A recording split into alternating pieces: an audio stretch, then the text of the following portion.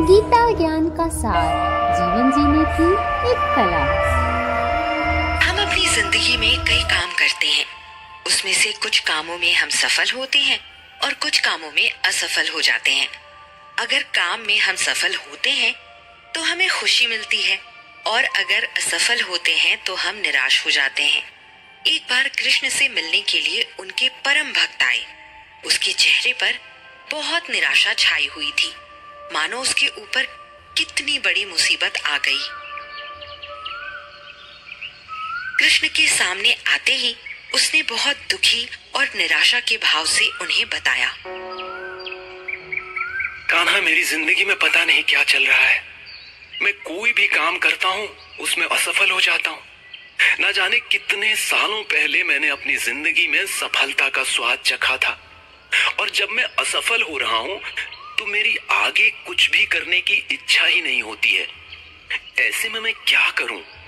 अगर ऐसे में निराश रहूंगा तो मैं तो आगे कुछ भी नहीं कर पाऊंगा। मुझे कुछ रास्ता दिखाइए कान्हा।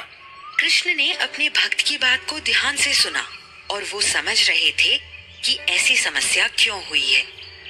अक्सर जिंदगी में एक बार ये मौका आता है जब किसी ना किसी चीज में असफल होते ही मन निराश हो जाता है, और इतना निराश होता है कि आपको जिंदगी जीना ही बेमानी सा लगता है। कृष्ण ने उस भक्त की समस्या को सुनकर समझाया, देखो, जब भी हम कोई काम करते हैं तो इस बात का 100% विश्वास नहीं होता है कि अगर हम उस काम में सफल हो जाएंगे, चाहे वो रिश्ता हो या वो नौकरी हो या फिर किसी तरह की परीक्षा, हम उस पर काम करते हैं ताकि कुछ आगे बढ़ सके, सीख सके। सफल होंगे या नहीं होंगे इतना कोई नहीं सोचता है। अगर हमें नौकरी नहीं मिलती या हमारा कोई रिश्ता टूट जाता है या फिर हम परीक्षा में असफल होते हैं तो उससे दुख जरूर होता है, पर ये एक परीक्षा भी होती है हमारे धैर्य की। ये असफलता इस बात का मौका होती है कि हम आगे और सीखेंगे, मेहनत करेंगे और आगे बढ़ेंगे। कान्हा, आप जो बातें कह रहे हैं वो सब ठीक है, पर जब हम असफल होते हैं तब हमारे अंदर इतना आत्मविश्वास भी नहीं बचा होता है कि हम आगे कुछ भी कर सकें।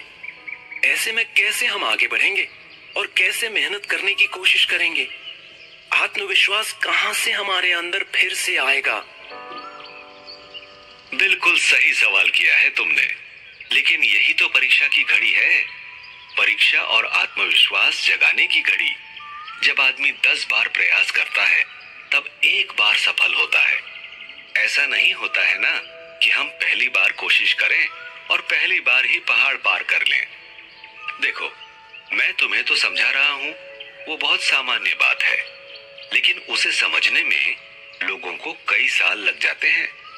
जब किसी भी लक्ष्य की ओर हम चलना शुरू करते हैं तो हमारे दिमाग में एक उद्देश्य निश्चित होता है, एक लक्ष्य निश्चित होता है, लेकिन उसे पूरा करने में बहुत समय लगता है। उसमें बहुत सारी ठोकरें आती हैं, बहुत से पत्थर आते हैं जिन्हें पार करने में समय लगता है, और बहुत चोटें आती हैं। कई बार चोट इतनी गहरी होती है कि उससे उबरने में बहुत समय लगता है, लेकिन यही तो जीवन है ना। इसी से तो हमें आगे बढ़ना है, इन्हीं चोटों को हराना है। उस असफलता के समय में मजबूती से खड़े रहना बहादुर लोगों का काम होता है। जो ऐसा करते हैं वो लक्ष्य की तरफ ज्यादा मजबूती से आगे बढ़ते हैं। तुमने देखा होगा कि जिन लोगों को चोटें नहीं मिलती है वो मजबूती से नहीं खड़े हो पाते हैं और लक्ष्य की तरफ उतनी मजबूती से भी आगे नहीं बढ़ पाते हैं। अगर उन्हें कुछ मिलता भी है तो वो लोग उसे पचा नहीं पाते। कान्हा, आप जो कह रहे हैं सब कुछ ठीक है, पर फिर भी मैं आत्मविश्वास नहीं जगा पाता हूँ। मुझे ऐसा लगता है मैं जो करना चाहता हूँ वो सब गलत है, और मैं अपने लक्ष्य में 2-3 बार असफल हो चुका हूँ। ऐसा लगता है कि शायद मैं जिस रास्ते से जा रहा हूँ वो गलत है। तो ऐसे में मैं क्या करूं? मैं आपकी कही बाकी सभी बातों को समझ गया हूं, पर फिर भी विश्वास नहीं आ रहा है कि मैं आगे कुछ कर सकता हूं। मैं क्या करूं, मुझे बताइए। देखो, बार बार असफल होने की वजह से आत्मविश्वास का जाना बहुत सामान्य बात है। जब आप बार बार किसी काम में असफल होते हैं तो बहुत मुमकिन है कि आपका आत्मविश्वास खो जाए। इसलिए आपको हमेशा अपने लक्ष्य के लिए ध्यान लगाना है।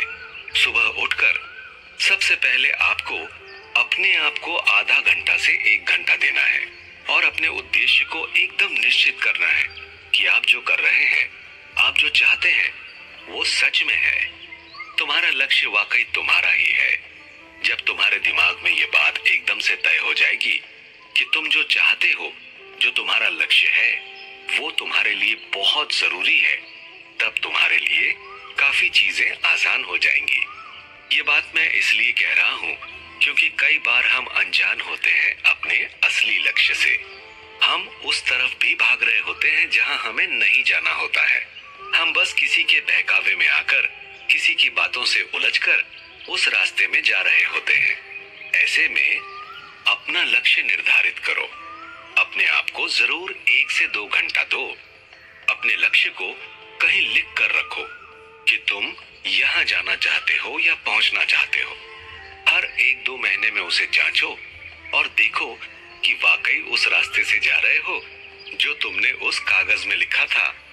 जब तुम्हें ऐसा लगता है कि शायद तुम अपने लक्ष्य से भटक रहे हो, बार बार असफल हो रहे हो, तो ऐसे लोगों की तरफ देखो जो कुछ भी हासिल करने के लिए बार बार असफल हुए हो, लेकिन फिर भी हिम्मत नहीं हारी।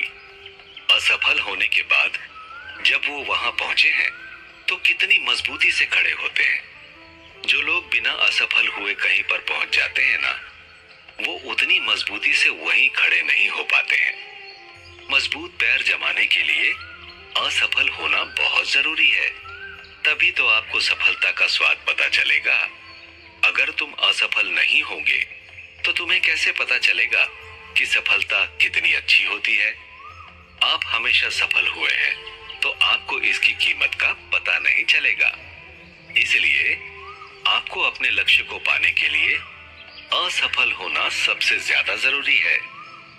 जब असफल होगे तो हर कदम फूंक फूंक कर रखोगे, हर काम सोच समझ कर करोगे। इसलिए असफल होने की कीमत को समझो। और जब तुम्हें ऐसा लगे कि तुम वो नहीं कर पा रहे हो जो तुम चाहते हो, तो उस दिन को याद करो जिस दिन तुमने अपना लक्ष्य निर्धारित किया था। उस लक्ष्य को पाने के लिए तुमने क्या कुछ सोचा था, उनको याद करो जब तुमने अपने सपनों को देखा था।